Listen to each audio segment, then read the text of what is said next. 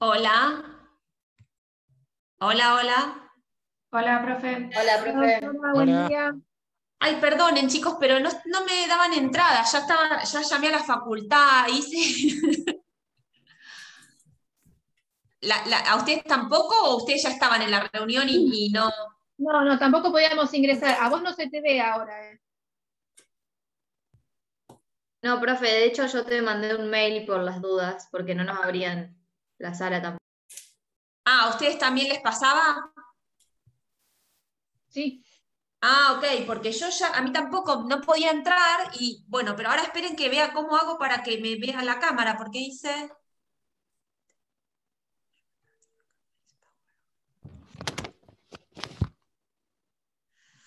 Porque si yo está conectada la cámara, ¿qué le pasa que no? A ver.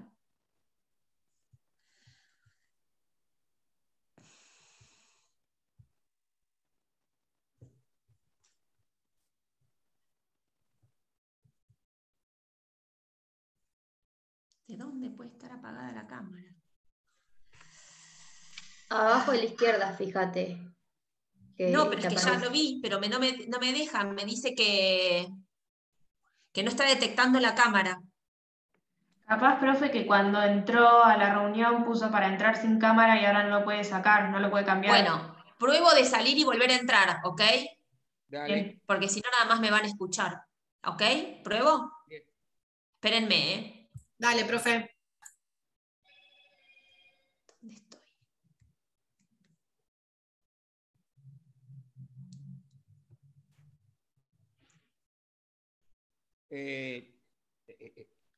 Chicos, yo me voy a presentar en el recuperatorio. ¿A quién le tengo que informar eso? A nadie. Te presentás Eh, directamente al recuperatorio. ¿O Igual no? si le querés comentar a los profes, le podés decir que yo... Ayelén, Ah, sí. te designo como jefa de la reunión para que me dejes el ingreso vos después. Porque ahora soy yo. Dale. Si me Bueno, voy, dale. no, dale. Listo, dale. No le tenés que avisar a nadie, Oscar, pero sí está bueno siempre avisarle a los profes como para que lo tengan en consideración. Ah, bueno. Gracias. Gracias, Ayelen.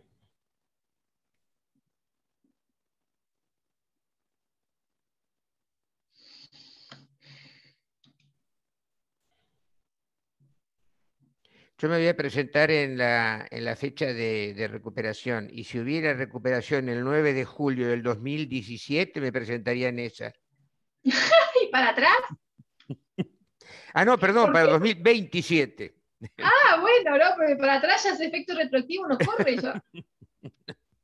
Yo para No, es atrás mucho, puedo es ir mucho. muy para atrás, hasta la década del 40. Pero no, me Es refiero mucho de para que como estudiar, pero se llega, es muy Oscar. prolongado para mí el programa y me cuesta leerlo todo. Pero la No, no, tenías bien la materia. O sea, lo que escuché yo que has venido hablando. sí, no, voy siguiendo las charlas y voy leyendo los apuntes del campus y más o menos el Arashi, pero digamos, me cuesta bastante como para llegar a tener todos los temas leídos. ¿Viste Chicos, alguna vez una consulta alguna. ¿Me tendrá que aparecer en algún lado la profe o entra por ella misma? Porque no me aparece. como que quiera entrar de nuevo, no te aparece? Ahí está entrando igual, está la profe. Ah, no me pidió permiso la máquina, buenísimo.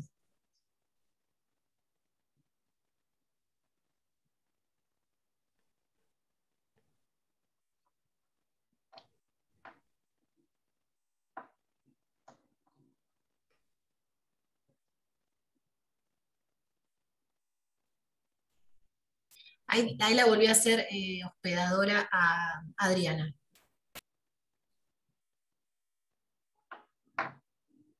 ¿Qué tema le van a sugerir a la doctora para el repaso?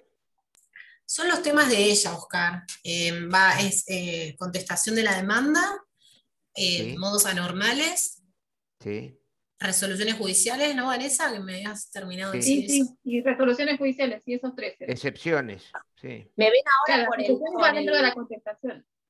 por el teléfono, ¿verdad? Ahí sí se Sí, ve, ahí profe. apareció, doctora. Bueno, genial, pero Estoy desde el teléfono, no del... Sí. Esperen que... A ver si me la...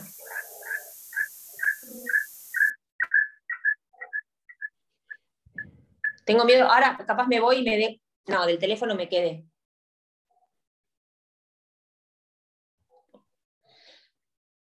Bueno, el tema, ¿saben cuál es? Escucho preguntas, porque sobre todo qué es lo que me tocaba dar a mí. Pero me dijo el doctor del Cerro que no vieron confesional ni testimonial. ¿Puede ser? Sí, se lo dije No, yo no la ayer vimos. en la No lo clase, vimos. porque no lo vimos. ¿Y por qué no lo vieron? No sé, no estaba, O nadie un lo dijo. desentendimiento. Mañana dan caducidad, el lunes termina con la parte general de pruebas, pero no lo ¿No vimos. se sabe quién tenía ese tema? Ni idea.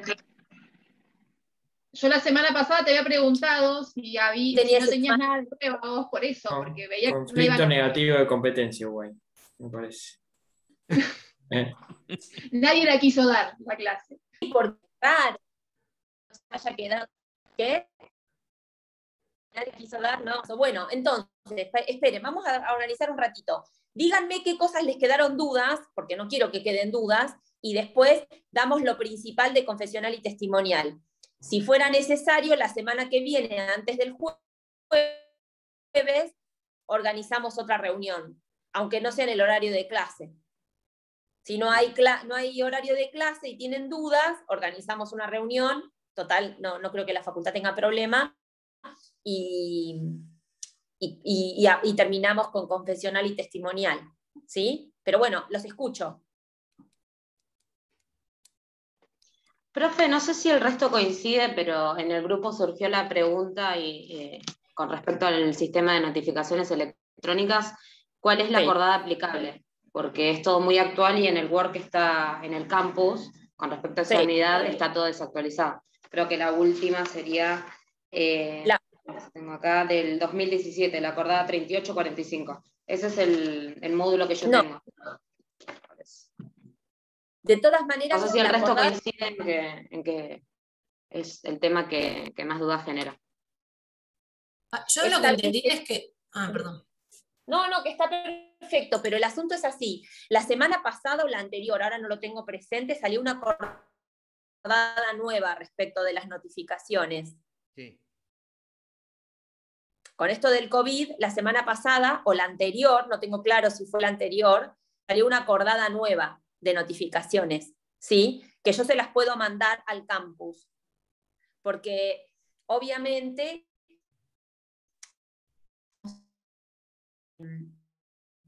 cuestiones que tienen que ver con una notificación inmediata que produce el tribunal cuando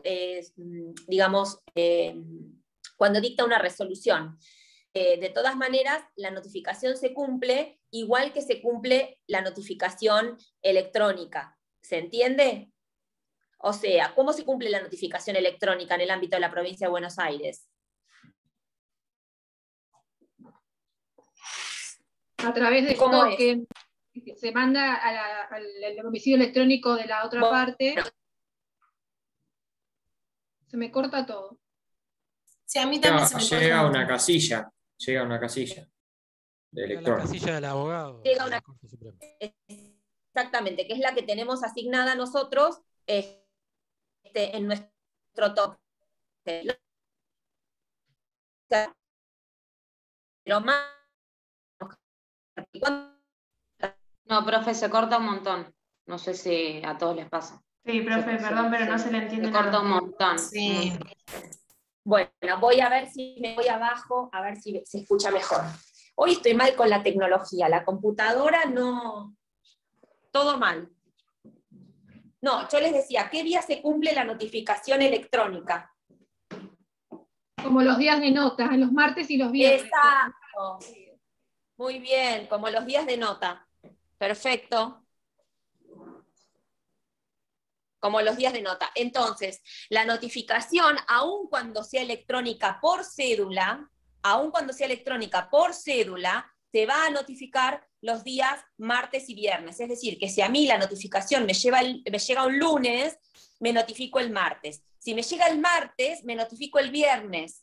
y el plazo comienza a contar al día siguiente. O sea que la notificación electrónica tiene la misma forma de computar la notificación y el plazo que la Ministerio Legis. Estamos, lo que sacó esta acordada, pero no les quiero decir, digamos, con estrictez, porque la realidad es que la ley por encima, así, un día rápido, es que la notificación electrónica, digamos, a cargo de los magistrados. ¿Cuáles son las notificaciones? Que es directamente el juzgado las que las emite. Se llaman notificaciones instantáneas, ¿sí? O inmediatas. Entonces, ustedes van a ver que hay resoluciones que el juzgado saca un día y ese mismo día les llega a ustedes la notificación. Pero se las voy a mandar la acordada al campus, porque es de la semana pasada. Yo tengo una pregunta con respecto a eso, porque el otro día el doctor Verdi, que fue el que nos dijo esta nueva acordada, en un momento dijo que hasta o capaz entendí mal yo, que hasta la notificación electrónica va a poder ser también de la demanda, así directamente sale, ¿no? O sea, sin correr el traslado y que sea el abogado el que la tiene que mandar a la otra parte. En resumidas cuentas, ahora, en ese caso, si yo quiero hacer una modificación de la demanda, ¿ahí ya estaría imposibilitado o no? El doctor Verdi habló del primer despacho, que se notifique en forma inmediata. Eso es lo que yo entendí. Que ni bien se No. firma, ni bien, o sea, ni bien después la firma digitalmente se manda. No, Claro, no pero dijo, no habló de la demanda. Sí, Ahí habló. ustedes piensen que en la primera presentación, en la parte contraria no tiene domicilio electrónico, solamente se denunció el real. Perdón, No pasa podría que el pasar doctor por Verdi, el doctor Ayelén. Verdi Pasa lo que que sería explicó, el de la mediación. Cuando van a mediación exacto. dejan los correos y ahí se empieza a manejar con la demanda. Luego de la mediación. Ah, que haya mediación. ok. Él habló de los juicios en los cuales hay mediación previa. En realidad, él todavía no había entendido muy bien esto, porque creo que le acababa de llegar o algo así, y a mí me quedó la duda ahí de decir, bueno, No, entonces no. estamos todos igual, Ayelén, porque hoy a mí me mandaron, no lo leí, por eso, no quiero decirles una cosa por otra porque no lo leí, pero hoy me llegó la resolución de la acordada con relación a eso, a los domicilios, que se abrió un registro de domicilios para que cuando realizamos la mediación a partir del 1 de abril tengamos que registrar nuestro domicilio electrónico en ese registro. Pero si ustedes me preguntan cómo va a funcionar, la realidad es que no lo sé porque me llegó a las 11:30 de la mañana hoy. No tuve tiempo de leerlo. O sea, lo importante para el parcial es que sepamos lo de la acordada 3975, lo de o sea, lo que sería lo formal de las notificaciones electrónicas y después esto de cómo se notifica. Pero todos estos detalles que todavía no están muy aceitados, no. No, por supuesto que no, porque la realidad es que no solamente no se los dimos en clase, sino que les vuelvo a decir, a mí la resolución me llegó hoy. O sea, yo hasta ahora no la había visto.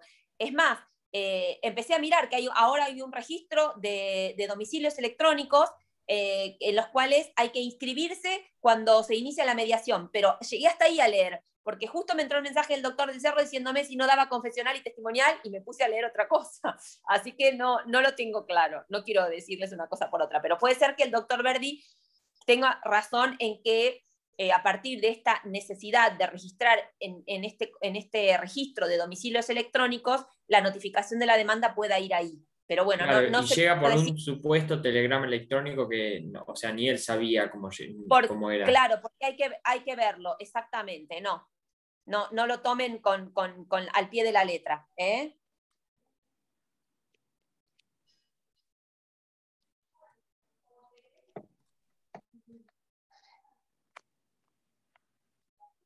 ¿Tienen alguna duda que me quieran preguntar? Yo creo que es preferible por ahí ver los temas que no vimos, que seguramente nos va a llevar más tiempo. No, pero hay alguna cosita que les haya quedado. No. ¿No? Alguien me dijo que le quedaba alguna duda de contestación de demanda. ¿No? Bueno, entonces arranquemos con confesional y testimonial. Ustedes saben que son dos, tanto la confesional como la testimonial, son dos medios de prueba con los que vamos a contar a los efectos de su ofrecimiento dentro del proceso de conocimiento. ¿Cuál es la oportunidad en la cual yo voy a pedir la prueba confesional, la prueba testimonial? Bueno, la oportunidad está dada en el proceso ordinario, va a ser dentro de los 10 días de quedar firme el auto de apertura a prueba. Y en los procesos sumarios y sumarísimos, lo voy a tener que ofrecer esta prueba en forma conjunta con el resto de la prueba que se ofrece en la demanda y contestación o reconvención o contestación, ¿sí? Entonces, al igual que el resto de la prueba, la confesional y la testimonial se ofrecen dentro de los 10 días de quedar firme el auto de apertura a prueba en un juicio ordinario y en el sumario y en el sumarísimo junto con los escritos constitutivos, ¿sí? ¿A qué se refiere la confesional o la prueba confesional? La prueba confesional hace referencia a la potestad que tenemos de traer al litigante contrario para que conteste respecto de las cuestiones que son sometidas al juicio y que en definitiva a las cuales se refiere, digamos, la contienda o el conflicto que se está planteando. Es decir, es la potestad que tiene una de las partes de traer a la otra, ¿sí?, a reconocer o negar los determinados hechos que tienen como fundamento, obviamente, la pretensión que se está deduciendo. Eso en cuanto a la prueba confesional. En ese caso tenemos que tener en consideración que a quien podemos traer a confesar claramente es el litigante de la parte contraria, ¿sí? Y el litigante de la parte contraria puede tratarse de una persona individual o puede tratarse de una persona jurídica. O sea, podemos llamar a absolver posiciones a una persona jurídica. En ese caso se va a citar al representante legal de la sociedad, ¿sí?, a quien ejerza en definitiva el mandato como presidente si es una sociedad anónima o, dependiendo de qué tipo de sociedad, quién es el representante legal de la sociedad. En esos casos, lo que ustedes van a ver cuando se abre cuando se provee la prueba es que la parte tiene la posibilidad, o sea, la otra parte, a quien se le pide que absuelva posiciones, tiene la posibilidad de designar al absolvente. Y eso así porque como va a atestiguar sobre hechos personales que le hayan sido pasados, o sea, que hayan transcurrido en el pasado, pero que definitivamente son hechos personales, o sea, en los cuales él ha participado en la actuación de esos hechos, digamos, existe la posibilidad de que se designe como absolvente a una persona distinta tal vez de quien ejerce en ese caso o en ese momento la representación de la sociedad. ¿Se entiende? Es decir, tengo la potestad como persona jurídica que voy a designar el absolvente, de designar a aquel que considero conveniente o que participó efectivamente en los hechos, aun cuando no coincida con el cargo de presidente o con el representante legal actual de la sociedad.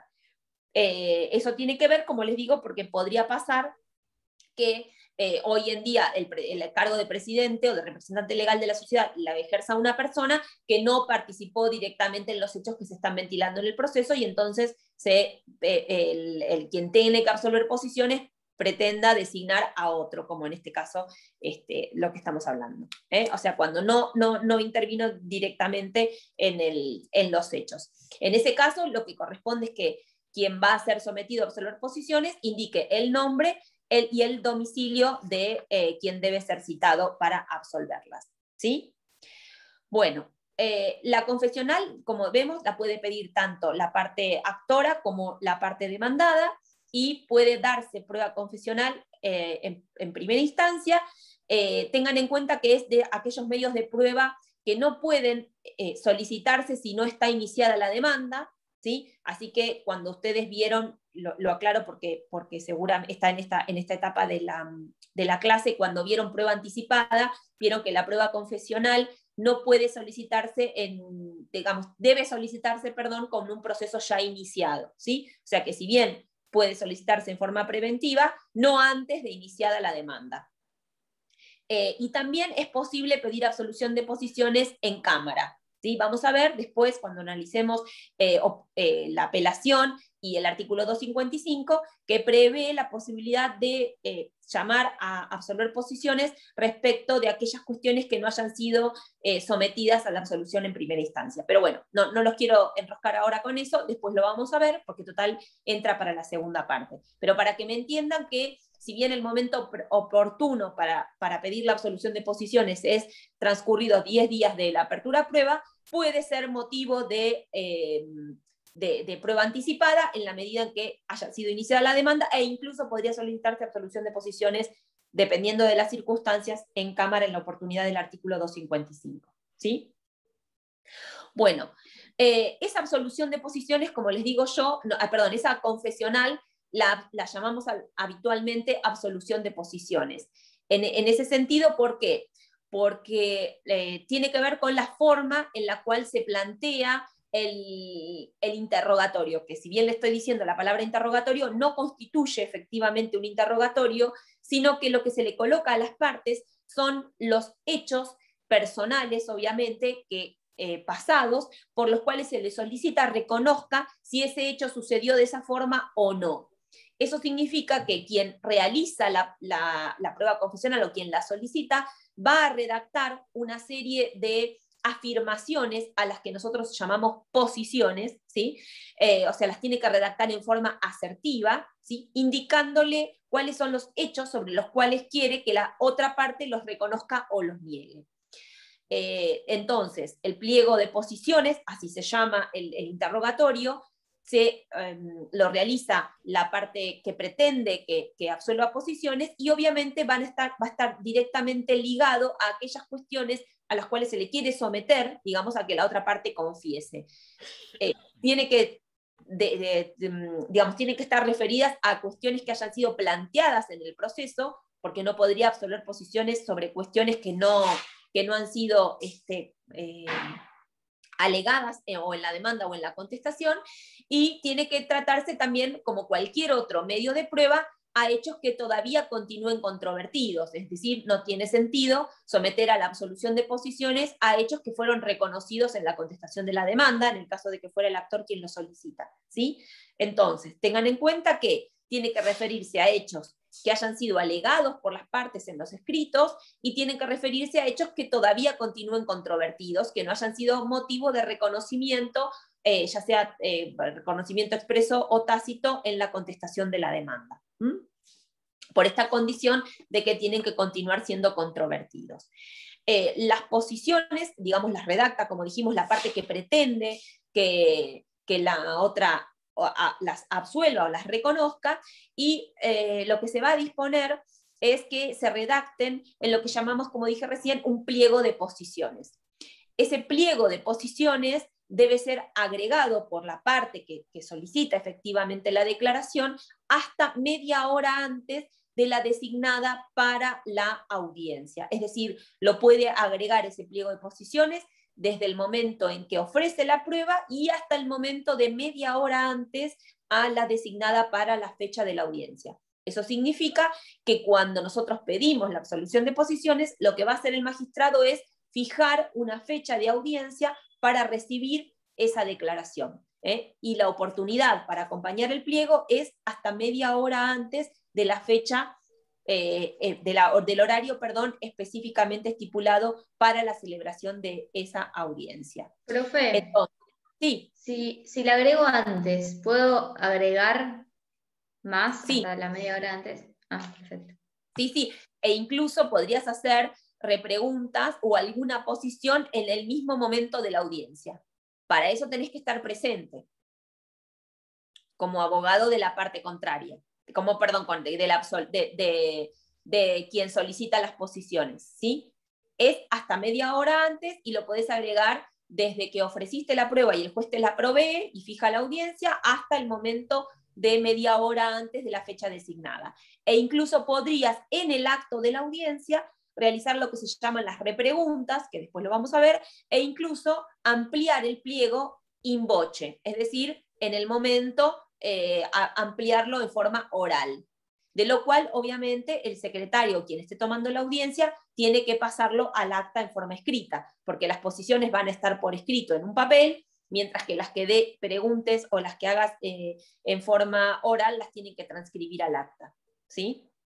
El asunto es que vuelvo a decir lo mismo, para que eso ocurra, vos tenés que estar presente en la absolución de posiciones de tu mandante, porque en la medida en que el abogado deja el pliego de posiciones para que la parte, digamos, las absuelva en la fecha y la hora fijada, digamos, no es necesario que esté presente, ¿sí? Porque podría perfectamente no estarlo y que ese cuestionamiento lo haga la persona del juzgado que está a cargo de llevar adelante las posiciones.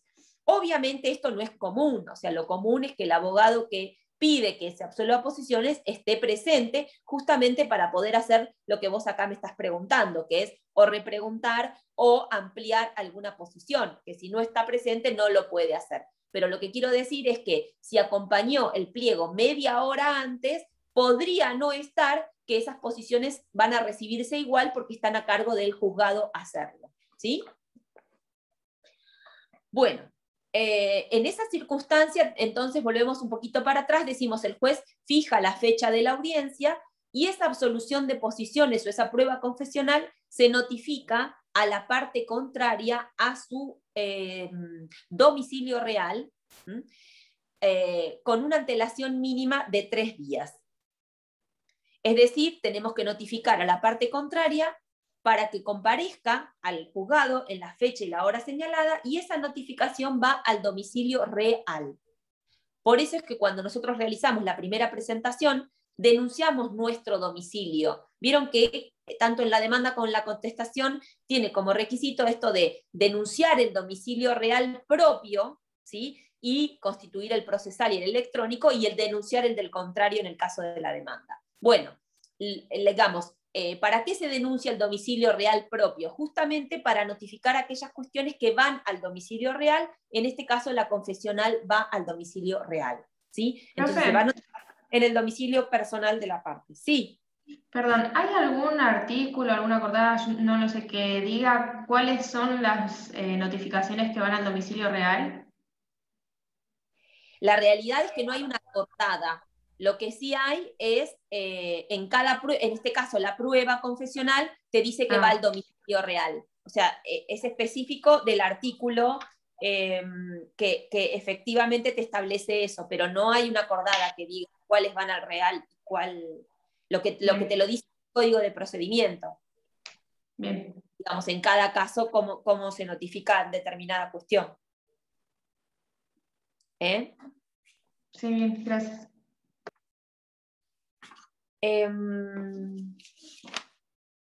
Espérenme un minutito. Profe, una pregunta. Sí. Si bien, por ejemplo, se puede, el pliego de posiciones se puede acompañar, por ejemplo, media hora antes, pero el absolvente puede conocer las posiciones antes, por ejemplo, que las presente, no sé, en la audiencia preliminar las presenta y el absolvente las conoce y puede prepararlas, o en general no pasa así. Se entera de las posiciones en el momento que tiene que confesar. Normalmente se entera de las posiciones en el momento en el que las tiene que brindar. Vos me preguntás, ¿yo podría poner el pliego, adjuntar el pliego al momento de ofrecer la prueba? Sí, nadie te lo impide. Sí, nadie te lo impide. De todas maneras, le estás haciendo conocer cuáles son las cosas sobre las cuales lo vas a someter a prueba confesional. Estratégicamente no te conviene. Claro. Exactamente. Estratégicamente no es una postura o una actitud saludable, porque le estás poniendo... No, claro, pero eso es lo que iba así. Por ejemplo, media hora antes, qué sé yo, era obligado que el absolvente las conociera, pero no, está bien. No, el absolvente no las conoce. Las puede conocer si vos las incluís en pliego abierto, en la demanda o en la contestación, o el momento del ofrecimiento de la prueba, dependiendo de qué tipo de juicio estés, y entonces sí las puede conocer. No es que está prohibido que las conozcas, digo. Lo que se hace habitualmente es que las posiciones van en sobre cerrado justamente para que no las conozca. Ahora vos me decís, ¿las puedo incluir en la demanda? ¿En un proceso sumario? Podés. Lo que no vas a poder hacer es no acompañarlas y pretender hacerlo in voce en la audiencia. porque justamente la circunstancia de que tenga que estar media hora antes tiene que ver con la confesión ficta, ¿sí? Que es cuando la parte debidamente citada no se presenta a la audiencia. Ahora lo vamos a ver.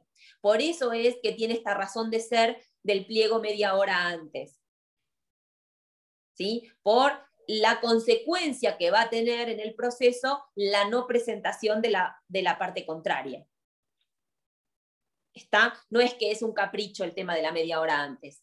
Tiene que ver con la confesión ficta. Ahora lo vamos a analizar. Bueno, entonces, fijada la audiencia, dijimos, le notifican por cédula su domicilio y la parte tiene que comparecer el día y la hora fijadas, ¿sí? Una vez que comparece a la audiencia, lo primero que se le va a explicar es justamente esto, que va a absolver posiciones y que las respuestas tienen que ser afirmativas o negativas, y que luego de ello puede ampliar, digamos, si quiere manifestar algo, pero que tiene que contestar por sí o por no. Por eso vuelvo a la forma que tienen que tener estas posiciones, como dijimos recién, tienen que ser hechos en forma afirmativa para que la parte pueda decir sí o no, porque las respuestas son justamente eso. Porque no se trata de tener un interrogatorio o que la parte cuente cómo fueron los hechos, sino que como se trata de una prueba o de un medio de prueba, lo que se intenta es justamente la confesión, es decir, el reconocimiento de determinados hechos que a la parte que está solicitando la prueba le resulta fundamental. ¿Se entiende? Por eso no es que es una oportunidad para que las partes cuenten cómo ocurrieron los hechos. No, no es así. O sea, tiene justamente el destino opuesto de lo que vamos a ver que tiene la prueba testimonial, donde lo que se pretende es que el testigo nos ilustre respecto de cómo ocurrieron las...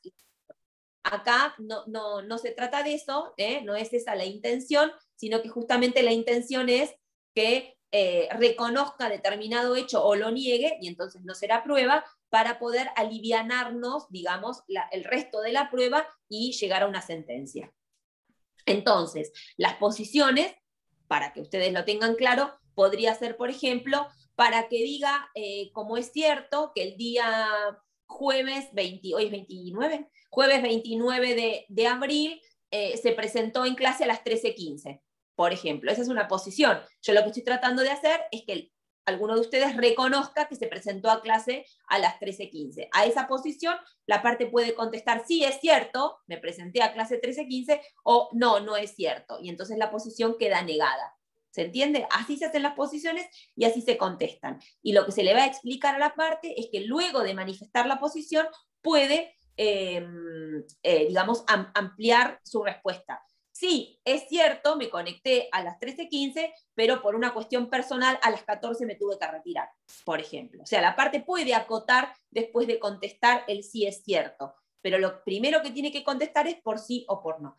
Entonces, el consejo también a nuestro cliente, si es el que tiene que absolver posiciones, es que escuche correctamente la posición y que no se abatate al contestar por sí o por no, porque tal vez, vieron que hay personas que empiezan una respuesta con una negativa o al revés, con una afirmación, y a veces lo hacen como una muletilla sin querer, y en realidad diciendo que sí o que no están reconociendo o negando. Por eso, ustedes como abogados de quien realiza el pliego de posiciones tienen que ser correctos a la hora de realizarlo para que la otra parte no lo impugne, y tiene que tratarse de hechos afirmativos, controvertidos, y cada posición tiene que referirse a un hecho. O sea, no podrían colocar más de un hecho en una posición porque si no la otra parte se los va a objetar. E incluso, aun cuando la otra parte no esté, podría el juzgado, por intermedio de la persona que esté tomando el pliego de posiciones, objetárselas si contiene más de un hecho o es poco claro en la redacción. ¿Se entiende? Entonces, tengan en cuenta cuando redactan que tiene que ser la posición respecto de un solo hecho, digamos, cada posición respecto de un hecho que se le atribuye, y para que en forma asertiva deben ser redactadas. Y la otra parte va a contestar por sí o por no, y luego puede ampliar su respuesta con alguna explicación que quiera brindar. ¿Sí? ¿Hasta acá? Como dijimos recién, existe la posibilidad de lo que se llaman las preguntas recíprocas, una vez evacuado todo el pliego de posiciones, ¿sí? En lo cual la parte podrá interrogarlo respecto de alguna posición en la que contestó como de determinada manera, o en su defecto ampliar esas posiciones respecto de otras que hubiesen quedado, que no hubieran sido formuladas en esa instancia, ¿sí? ¿El interrogatorio posterior también tiene que ser con afirmaciones o se pueden hacer preguntas? Depende. Si vos vas a hacer una pregunta respecto a una posición ya contestada, es una pregunta. Si vos vas a hacer respecto de otro hecho, tiene que ir como posición. Perfecto. O sea, si es algo que a lo que ya contestó, lo vas a hacer como una pregunta, y si no, lo vas a hacer como una posición. Bueno, entonces, tengan en cuenta también que el que declara contesta por sí o por no, y vuelvo a decir lo mismo, es importante que piense la respuesta antes de lanzarse a decirla, ¿sí? Porque lo que va a quedar en el acta del juzgado es justamente eso. A la primera pregunta contestó que sí, a la segunda pregunta contestó que no, a la tercera pregunta contestó que sí, ¿se entiende? A la tercera posición contestó que no, y así. Eso es lo que va a quedar en el acta. Profe, Sí. perdón que interrumpa. Ahora con lo de la justicia 2020 también es como más flexible todo eso porque está el juez analizándolo. O sea, más allá de que pongas... El juez analizándolo. Segundo, porque al revés de lo que pasaba antes, vos pensás que esas audiencias están filmadas y quedan grabadas entonces, incluso el juez de cámara o el mismo juez cuando está, si no es el que tomó la audiencia, puede verla. Claro, no se cierra solamente en el escrito, en el acta, por ejemplo, es como más... Exactamente. Profe, Con esto, la posibilidad de la oralidad hace que esa audiencia esté grabada, y entonces le queda al magistrado para que al momento de dictar sentencia pueda volver a rever alguna cuestión que quedó. De la otra manera, antes le quedaba solo el papel donde decía la pregunta 1 sí, a la segunda no, ¿entendés? Con respecto a eso, si el juez toma parte en la audiencia de vista de causa donde se lleva a cabo esta prueba, ¿podría agregar, sería posiciones en el pliego? Posiciones o sea, no, podría pero tomar... vos pensás que el juez siempre tiene la limitación de no ampliar prueba respecto de cuestiones que las partes no someten a objeto de prueba. Él se tiene que limitar, o sea, siempre tiene esa limitación. Ahora, ¿puede repreguntar o hacer alguna pregunta respecto a las posiciones? Sí puede. Pueden tanto la parte que está formulando el pliego como el juez. Decirle, cuando usted conteste que sí en esto, explíqueme tal cosa, ¿entendés? Sí puede. Bien, buenísimo.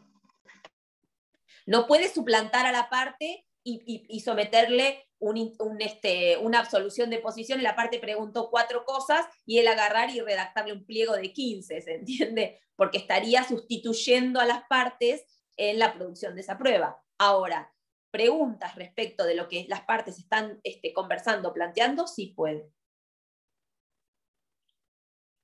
Como decís vos, si dice no y explica otra cosa que da a entender que sí, ahí le puede repreguntar. Si en realidad quiso decir que no, sí. Por ejemplo. Exactamente. Le puede repreguntar. Para que quede claro sería y no... Tal cual. Le puede repreguntar, le puede decir que amplíe, porque no es limitado. Lo que yo quiero decir es, ustedes tengan en cuenta que el juez puede, porque es el que lleva adelante la prueba. Es lo mismo que en la prueba pericial. ¿Puede repreguntarle a los peritos o preguntarle cosas a los peritos? Claro que puede. Lo que no puede es sustituir a las partes en la producción de la prueba. Entonces, siempre el principio de congruencia, ¿no? Claro, no, y además no sustituir a las partes en la producción del prueba, porque estamos siempre frente a un proceso dispositivo. Está ahora dentro de esos límites, él puede repreguntar o preguntar respecto de algo que las partes están manifestando, contestando. Bueno, tengan en cuenta que puede ser que la absolución de posiciones se fije el mismo día para ambas partes, si ambas las ofrecieron. Entonces, absuelve una primero y después la otra, ¿sí? O sea, pueden ser que absuelvan en forma recíproca. Si es en audiencia de vista de causa, como bien preguntaban recién, es en la única audiencia absuelven ambas. o sea, en la misma audiencia se absuelven, ambas absuelven posiciones. Hay fijada una sola hora para las absoluciones y para la testimonial. ¿Sí? No hay... ¿La vista de causa sería eso? ¿Cómo? La vista de causa sería eso, cuando está la prueba confesional, testimonial, todo eso. Cuando está en la vista de causa, se cita a todos a la misma hora, digamos, porque tiene comienzo la audiencia, y después, primero las absoluciones, y después se sigue con las testimoniales. Se pondría ahí porque si llegan a absolver, o sea, si llegan a afirmar hechos que resuelven el litigio, ya no tendría razón de ser seguir para adelante con el resto de la prueba, o tiene alguna otro motivo. Espérenme un segundito nada más, Voy a buscar el cargador, porque como dejé la computadora y agarré el teléfono, se me está quedando sin batería. Espérenme un minuto.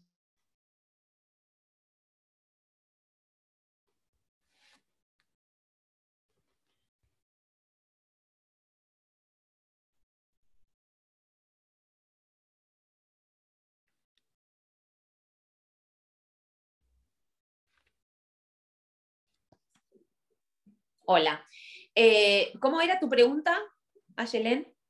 Que si se define hacerlo en la audiencia de vista de causa, el fundamento sería como para, si se llegan a absolver posiciones y resolver, o sea, si uno confiesa algo que ya sea al objeto del litigio, ya se resolvería medio que ahí, como que no valdría la pena abrir otras pruebas. Igual, pensá lo siguiente, que normalmente la absolución si bien la audiencia de vista de causa justamente es audiencia de vista de causa, donde se toman las pruebas pendientes, lo cierto es que lo que ocurre es que los jueces intentan en forma previa a iniciar esta audiencia, intentar una conciliación. Lo hace con las partes ahí, los testigos ahí, incluso antes de tomarlas las posiciones. ¿Sí? Es raro ver que intente absolverlas con posterioridad. Normalmente lo hace con anterioridad, o sea, en forma previa intenta someter la cuestión a una conciliación, porque tiene las partes ahí. Está bien, no habría forma de hacerlo en la preliminar. Dice que si no llegan a un entendimiento, arrancan con la absolución de posiciones y demás. ¿Sí? ¿La preliminar no la podrían hacer? También. También. No, perdón, ¿en la preliminar la absolución de posiciones? No. La preliminar en realidad no corresponde a la absolución de posiciones, porque en la preliminar es donde deciden si excluyen prueba o la mantienen, ¿entendés? En la preliminar lo que se discute es cuál va a ser el objeto de prueba, qué prueba van a producir, cuál no es necesaria y la ofrecieron, resuelve las oposiciones que hayan manifestado una respecto de la otra, pero no se haría ahí la absolución, porque justamente todavía la prueba no está, digamos, si bien las partes la ofrecieron, no está proveída por ahí. ¿Entendés? Pero sí también es cierto que en la preliminar puede intentar una conciliación. La conciliación la puede intentar en la preliminar, incluso antes de decidir qué hace con la prueba. Pero la preliminar, además de intentar además de intentar conciliar a las partes, va a intentar limitar la prueba o por lo menos llevarla a los límites que corresponden, ¿sí? En la medida en que hayan ofrecido prueba que no es necesaria y demás. Bueno, hoy estamos mal con la tecnología. Si veo que se me corta, vuelvo a la computadora porque no encuentro el cargador y aunque no me vean. ¿Sí? Dale, profe, no hay drama. Bueno. Profe, una pregunta. En la preliminar, las partes pueden quedar notificadas de la fecha de la audiencia de absolución, ¿no? ¿Sí? Y ahí no es necesario liberar una cédula al domicilio real. Ahí no sería necesario liberar la cédula al domicilio real. Bien, yo había leído también que se podía notificar al domicilio constituido. ¿La absolución de posición? ¿Está bien? Sí. La realidad es que la absolución de posiciones va al domicilio real de las partes. Lo que dice el código es que cuando la cédula va al domicilio real y no encuentra al requerido, el abogado lo que tiene que solicitar es que no encuentra el domicilio, no al requerido, que no encuentra el domicilio, la parte lo que tiene que solicitar es que se tenga por real el constituido y entonces mandar la absolución de posiciones al constituido. Pero tiene que recorrer esos pasos. O sea, la tiene que enviar al real le tiene que venir que el domicilio no existe, que no está el número, o sea, le tiene que venir mal la notificación y ahí solicitar que se tenga por real el constituido. ¿Sí? Y entonces enviarla al constituido. Yo lo leí de un apuntes del campus, decía, lo tengo acá, dice, si el absolvente actúa por su propio derecho, se lo puede notificar al domicilio constituido. Si lo hace por apoderado, se deberá notificar en el domicilio real denunciado en el proceso. Lo que pasa que es así, es medianamente así. La realidad es que los jueces te obligan a ir al real. La primera notificación va al real. Eso así te lo dicen, ¿por qué? Porque como el absolvente, como cuando actúa por derecho propio, cada presentación la tiene que firmar, está en contacto con el abogado y entonces el abogado le puede indicar. ¿Entendés? En cambio, cuando actúas como apoderado, vos no necesitas estar en contacto todo el tiempo con el cliente, sino que te basta con firmar vos solo. O sea que claro. Exacto. En el otro caso, él todo el tiempo tiene que firmar los escritos que vos presentás y entonces por eso es que dirá eso el apunte. Bien. Pero es que eso, desde mi punto de vista, aplica más a la sentencia que a la absolución de posición. Bien. En el caso de que se cambie la fecha de la absolución de posiciones, por ejemplo, ¿ahí se notifica también el domicilio real? Que se modifique la fecha de la absolución porque de la audiencia. Por ejemplo, o de la testimonial también es lo mismo, porque por ahora, por ejemplo, por lo del COVID, modificaron fechas de audiencia. Modificaron fechas de audiencia pero, a ver, es distinto porque la testimonial siempre va a ir al domicilio real del testigo. Si el testigo no tiene ningún domicilio constituido. De la absolución de posiciones, perdón. Claro, la absolución de posiciones, vuelvo a lo mismo. Si el juez modifica las fechas de la audiencia, la absolución va primero al real. Y en el caso de que no se pueda cumplir en el real, porque el domicilio no existe, porque el domicilio, ahí se solicita que quede como real el constituido y ahí va al constituido. Pero en realidad, por aplicación de los artículos 41 y 42 del código, ¿entendés? Que esto de que cuando denuncias un domicilio real lo tenés que sostener y que se podrá tener por real el constituido para el caso de que no existiera o se abandonara o lo que fuera que pasara. ¿Me seguís? Pero se siguen estos pasos. Hay que notificar la confesional al domicilio real.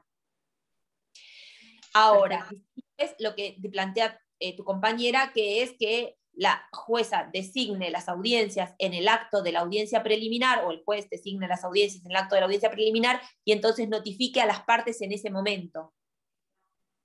Pero lo hace de voluntad de las partes, es decir, le pregunta, doctor, ¿lo puedo dejar notificado en este acto de la audiencia de posiciones o quiere que le envíen cédula al domicilio a su cliente?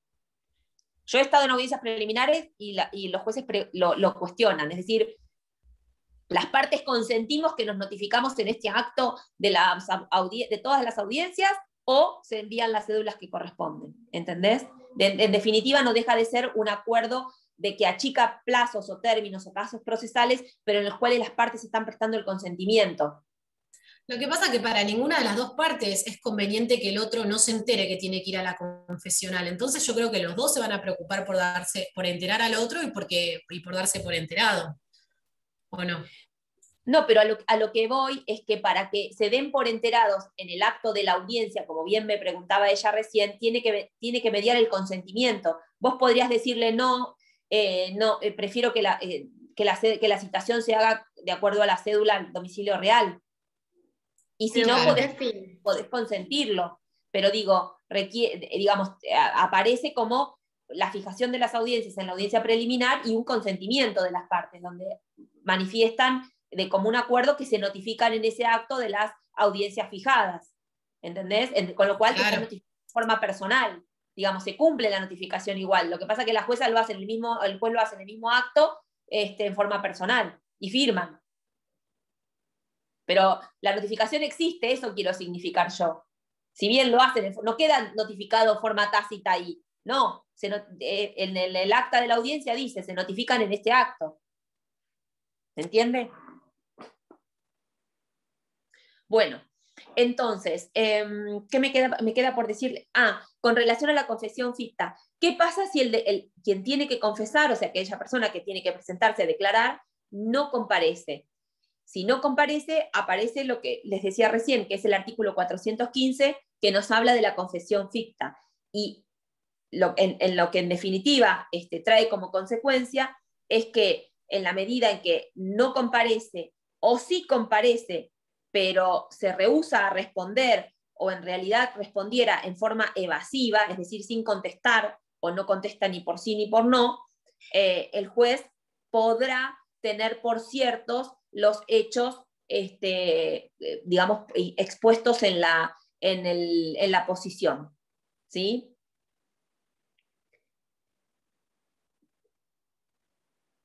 A eso se le llama confesión ficta. ¿Por qué? Porque el juez tendrá, en definitiva, por confeso, aquellos hechos en los cuales el demandado o el actor, dependiendo de quién sea el que esté absolviendo posiciones, no se pronuncie o digamos, responda con respuestas evasivas sin contestar por sí o por no. En caso de incomparecencia ocurre lo mismo. El juez podrá tener por ciertos esos hechos afirmados en forma afirmativa, o los tendrá por confesos esos hechos afirmados en forma afirmativa, y en definitiva, obviamente, importará una gran presunción respecto de la veracidad de esos hechos a la hora del dictado de la sentencia. Si bien la confesión ficta no es exactamente igual a la confesión expresa, crea una presunción de certeza respecto de los hechos afirmados. ¿Se entiende? O sea, no es exactamente lo mismo que la confesión real y manifiesta, expresada en forma afirmativa o negativa por parte del confesante, pero sí importa digamos, un principio de prueba importante en el proceso a los efectos de cuando el magistrado tenga que dictar sentencia respecto de la existencia de esos hechos, ¿sí? Y la confesión ficta, por eso digo que aparece también con relación a el pliego de posiciones que se hubiese acompañado hasta media hora antes de la audiencia fijada. Por eso es tan importante el tema de acompañar el pliego, porque la idea es que la parte que pretende que se absuelva posiciones no sepa o no conozca si la otra persona va a venir o no, ¿sí? ¿Por qué? Porque podría cambiar o modificar el pliego de acuerdo a si vino o no vino, y hacerle confesar cosas en forma ficta si sabemos que no viene. Por eso es esta necesidad de la media hora antes, justamente por la implicancia de la confesión ficta. ¿Está? Entonces, para evitar que modifique el pliego, es que se lo hace adjuntar media hora antes. Entonces, la parte lo adjunta y no sabe si el que va a confesar viene o no viene. ¿Está? Y entonces, si no viene, en definitiva, quedan confesas aquellas posiciones expuestas en el pliego. Y si viene, bueno, las consecuencias, si absuelve, si contesta por sí o por no, depende, digamos, entonces del acto de la audiencia. Pero esta de la media hora antes está expresamente determinado para este caso, para el caso de la confesión ficta, para evitar que la parte que pretende la absolución pueda modificar o cambiar el pliego de posiciones de acuerdo a si sabe que viene o si sabe que no se presentó. ¿Sí? Porque imagínense que no se presentó y entonces yo redacto un pliego de posiciones que poco más le hago confesar que me debe la vida, básicamente. Redacto el pliego de acuerdo a la conveniencia que tenga en ese momento, sabiendo que no viene. Por eso es que la obligatoriedad está de la media hora antes. ¿Está? Bueno, en cuanto al alcance de la confesión, fíjense que el artículo 421 nos habla de la confesión, de lo que es la confesión expresa, y dice que la confesión judicial expresa constituirá plena prueba.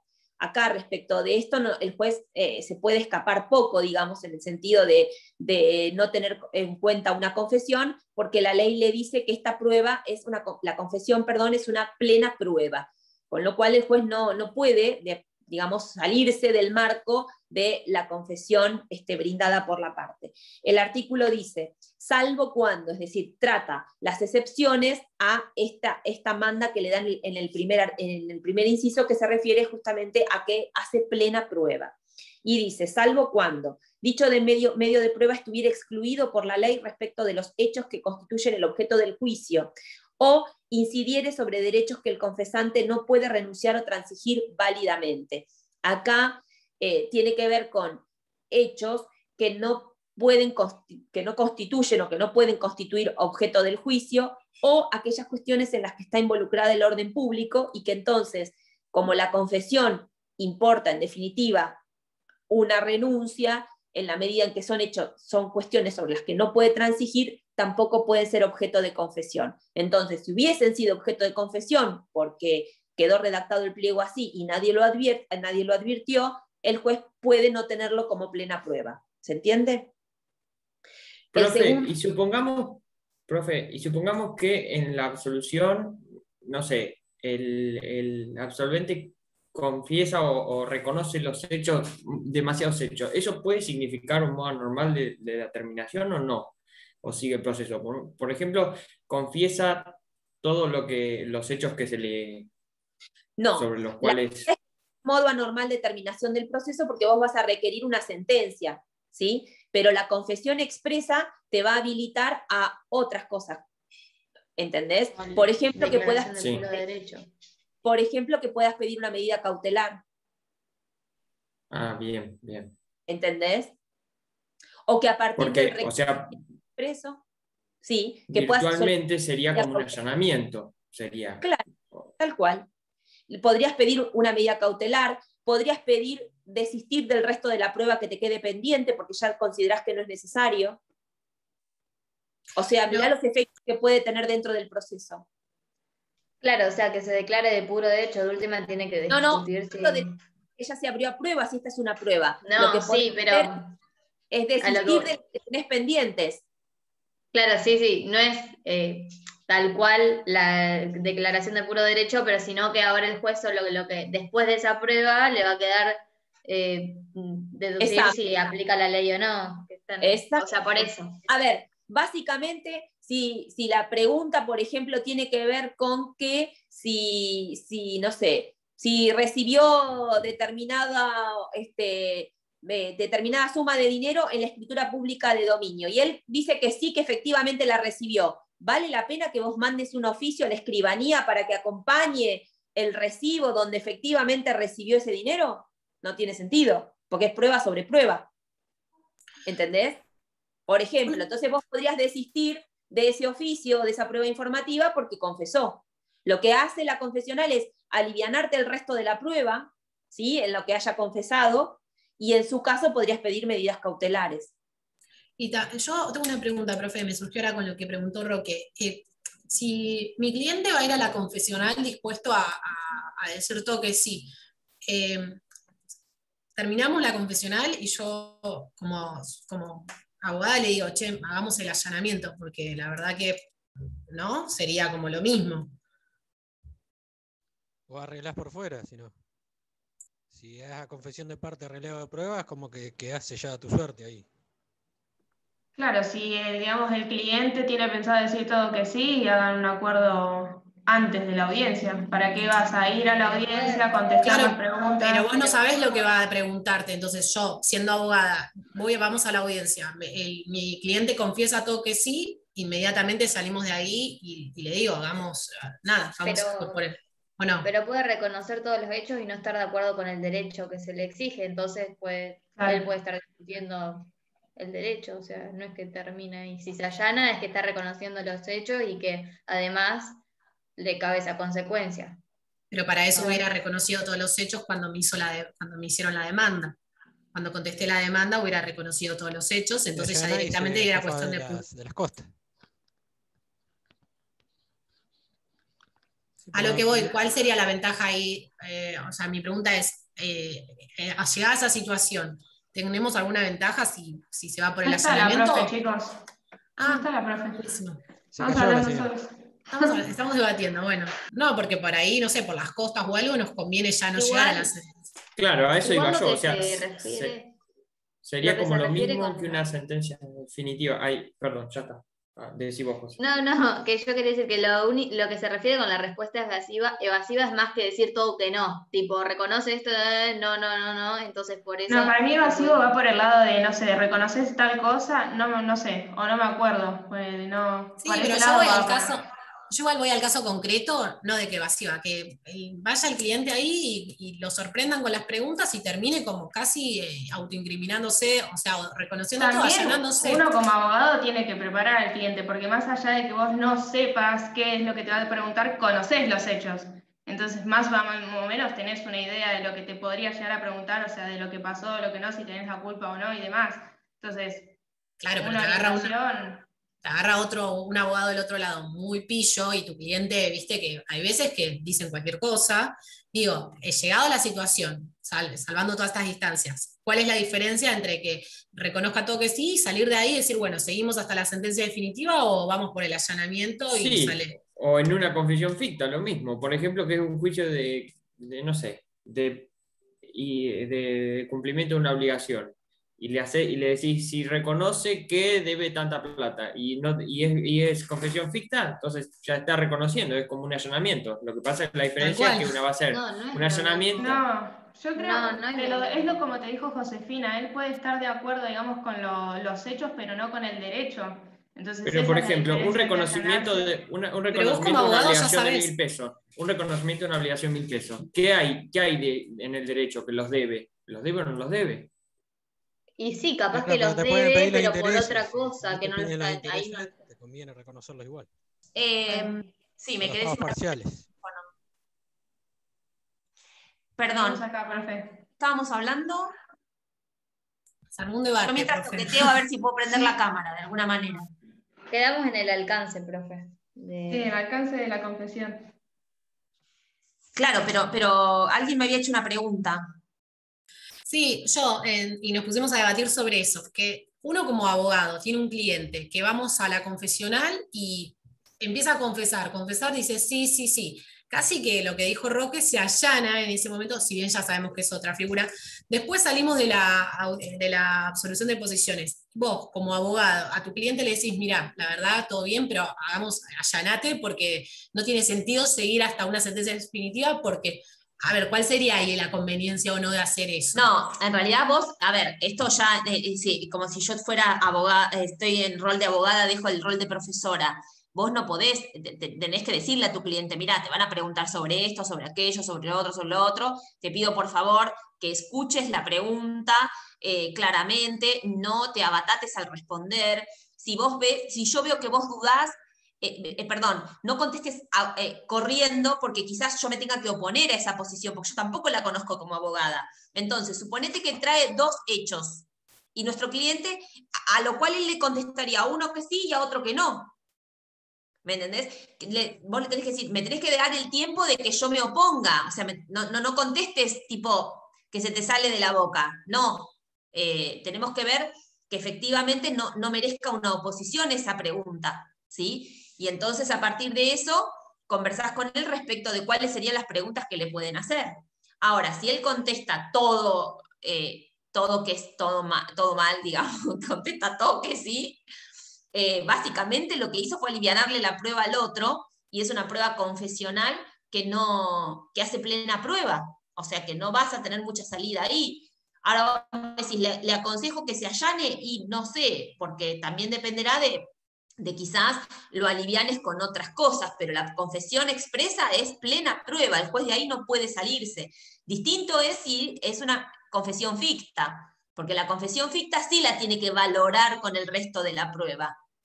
No tiene la misma validez, el código, fíjate que no habla de plena prueba cuando habla de confesión ficta, ¿sí?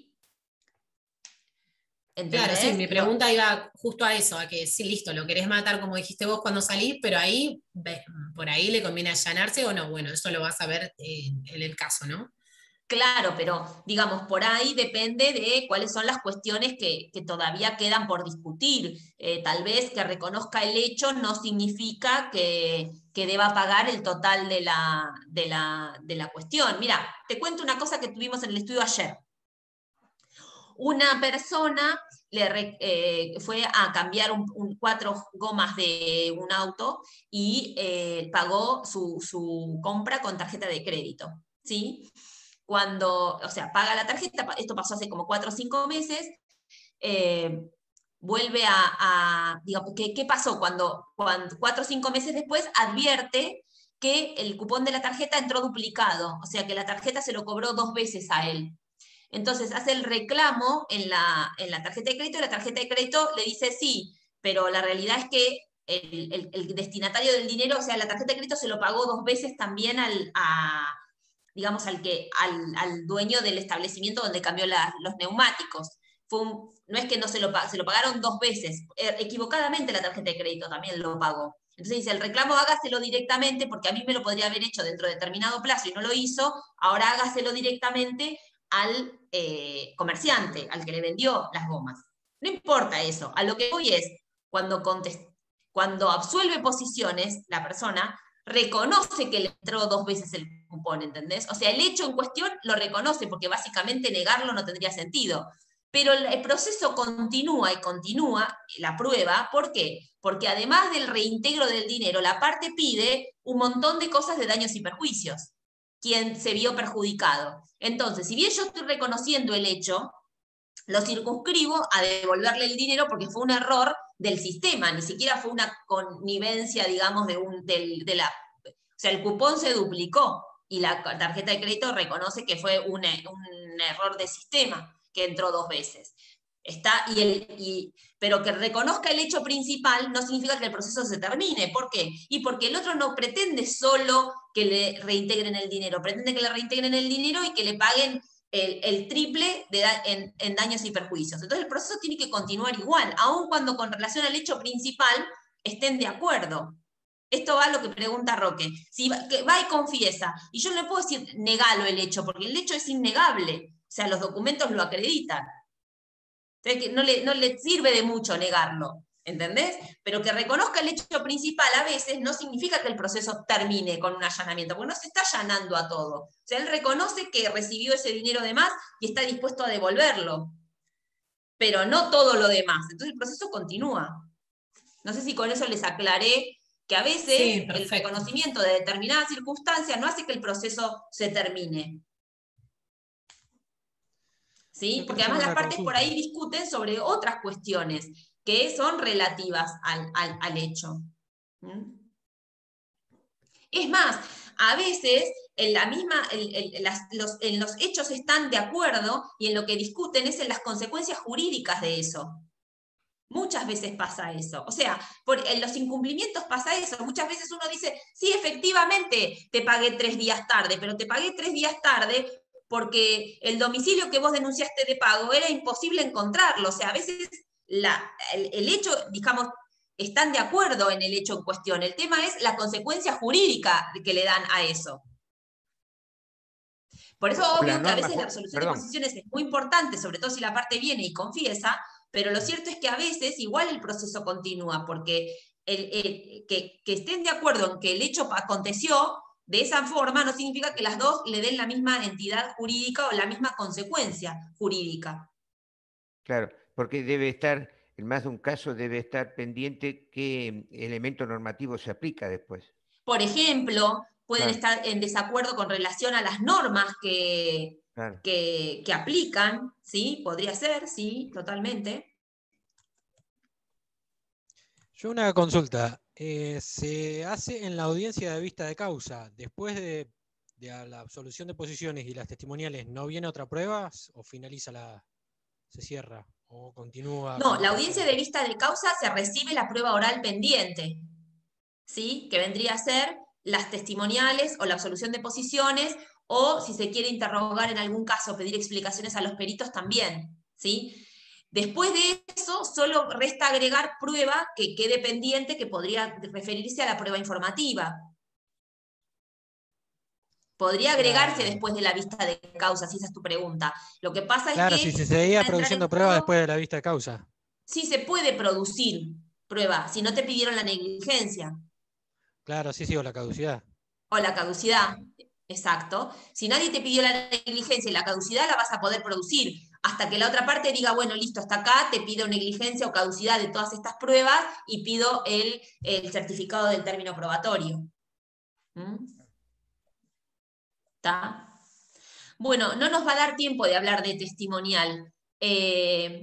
Léanlo, prueba testimonial, tengan en cuenta que, digamos, es una prueba, digamos que en cuanto a principios es bien opuesta a esta de la que estamos hablando, porque justamente no es la otra parte la que va a prestar la declaración, sino que es un tercero ajeno al proceso, el testigo, o sea, es una persona que no conoce a las partes en general, que no tiene relación, de hecho se le va a preguntar todas esas circunstancias al inicio del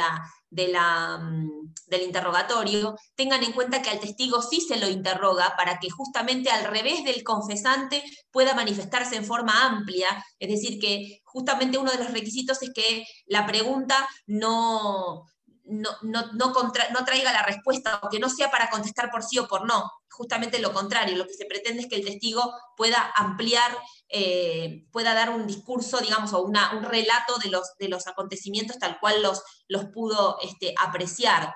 El testigo se va a tratar de alguien que no es que participó de los hechos como el confesante, sino que los pudo adquirir o los pudo conocer a través de sus sentidos. Es alguien que ajeno a la cuestión, pero que pudo hacerlo, adquirirlos a través de lo que vio, de lo que sintió, de lo que escuchó, ¿sí? O sea que son hechos que él va a apreciar a través de sus sentidos y que justamente va a responder a través de lo que se llama el interrogatorio y no el pliego de posiciones. Y las preguntas justamente no tienen que inducir a la respuesta, no son para que conteste por sí o por no, sino para que pueda explayarse respecto de los hechos que se lo interroga. Eso como cuestión fundamental.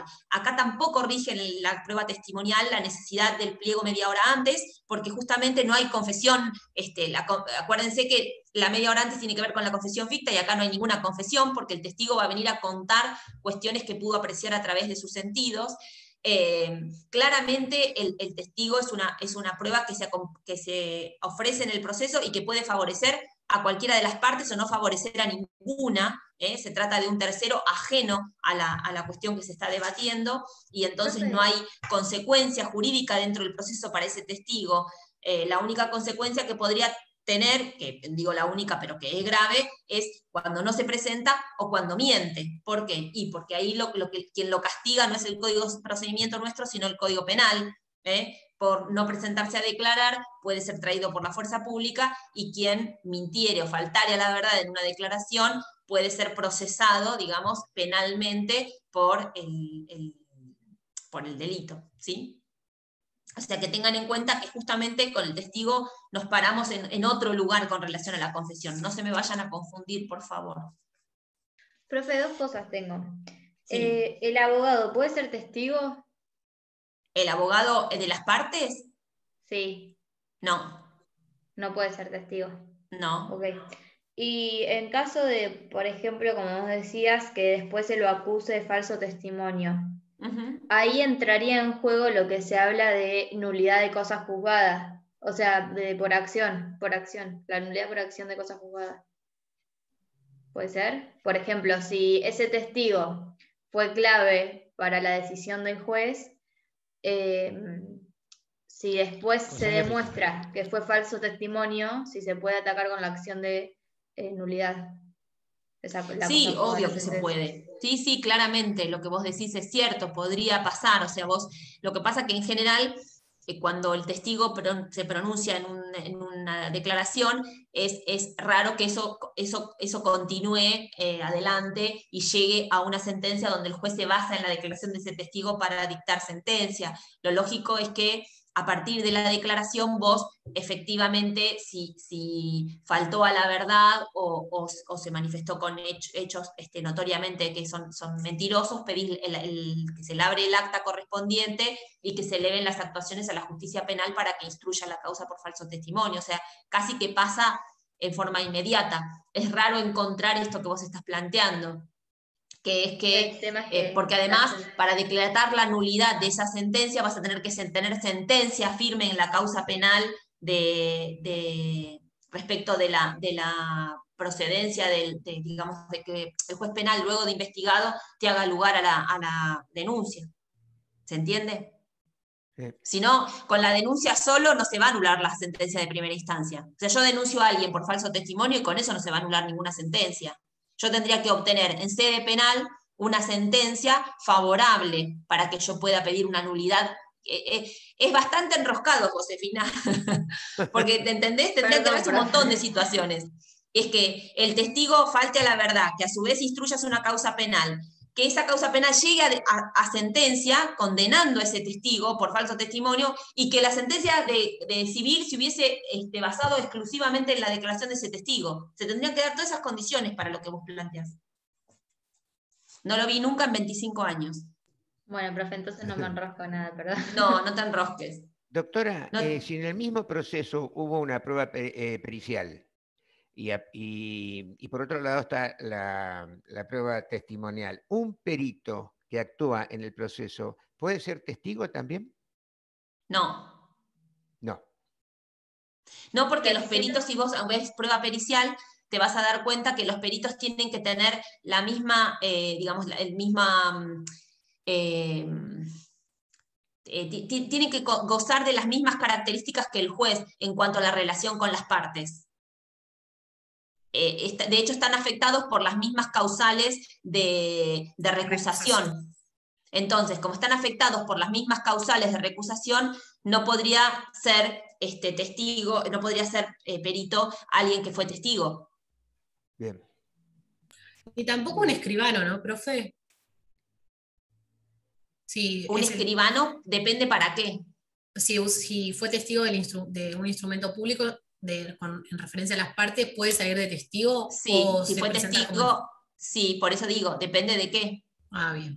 Si él fue testigo en un instrumento público, puede. Lo que no podría pasar es que venga digamos, es que en realidad tampoco lo vas a necesitar. Por ejemplo, un reconocimiento del documento, no, porque el documento es un instrumento público, entonces tendría que ser en una redargución de falsedad, tendría que ser un proceso muy especial el que estés planteando. Porque aparte los hechos que el escribano pasan por su presencia hacen plena prueba. ¿Está? O sea, en el escribano, en el acta, va a considerar aquellas cuestiones que pasan en su presencia. También va a dejar constancia de la que las partes le manifiesta que pasaron, pero respecto de las que pasan en su presencia, hace plena prueba el acta notarial. Entonces la tendrías que redarguir de falsedad. No me imagino en un proceso común que vos llames de testigo al escribano, porque no lo necesitarías si tenés una plena prueba, que tenés la escritura. Y respecto de lo que el escribano cuenta que le contaron, no podría ser testigo, porque los testigos tienen que ser presenciales de los actos. No existe el testigo de oídas. Yo no voy a declarar sobre algo que alguien me contó. Yo voy a declarar respecto de algo que vi, o que escuché, o que estuve presente. ¿Me entendés, Ayelem? No puedo ir a declarar de lo que vos me contaste. Sí, creo que me confundí con que yo vi. No podían ser testigos los que habían sido testigos de un instrumento público. ¿Puede ser que me confundí con eso? Claro, puede ser. No pueden ser testigos en la causa donde se discuta la validez de ese documento. Ahí sí. Donde lo que esté discutido en una redargución de falsedad sea la validez de ese documento. Sí. Y después también tienen los testigos excluidos, que son aquellas personas que no pueden declarar. No se confundan los testigos excluidos, cuando lo lean, con aquellas personas que las comprenden las generales de la ley. Son dos cosas distintas. ¿Sí? ¿Por qué? Porque ustedes van a ver, esperen, estoy buscando dónde está el artículo de testigos excluidos. Testigos excluidos, el 425, que dice que no podrán ser ofrecidos como testigos los consanguíneos o afines en línea directa de las partes, ni el cónyuge, aunque estuviera separado legalmente, salvo que se tratara del reconocimiento de firmas. ¿Tá? El 425 les dice a aquellas personas que no pueden ser testigos directamente, que están excluidos de declarar. ¿sí? Que es distinto a que el testigo lo comprendan las generales de la ley, porque ustedes van a ver cuando vean un interrogatorio de un testigo que lo primero que se le va a preguntar al testigo es justamente lo que llamamos las generales de la ley, y eso comprende si la parte es, si el testigo es conocido de las partes, si es amigo, si es enemigo, si es deudor, si es acreedor, si tiene algún interés en la resolución del pleito, cómo conoce a las partes, o sea, se le va a interrogar respecto de estas condiciones personales al testigo. Está que al testigo lo comprendan las generales de la ley, es decir, que cuando nos contesta nos diga, sí, conozco al actor porque soy amigo o compañero de trabajo o alguna circunstancia que lo ligue a alguna de las partes, no lo inhabilita para declarar. Lo que sí le permite al magistrado es saber que esa declaración podría o no estar condicionada por su cercanía respecto de la parte. Para eso es que se le pregunta, pero puede declarar igual. Los que sí están excluidos, es decir, que no pueden declarar, son los del 425. ¿Está? Digo para cuando lo lean. Perfecto. Bueno, les deseo mucha suerte. Nos vemos el jueves que viene, lamentablemente por Zoom. Sí. Bueno, profe, Está buenísimo que sea presencial. Pero bueno, no se puede. Quizás para el segundo. Sí, vamos, pero que ojalá. Bueno, ojalá para el segundo. Bueno, los veo el jueves que viene. Cualquier cosa me escriben mail. Bueno, gracias, profe. Gracias. Los veo, chau.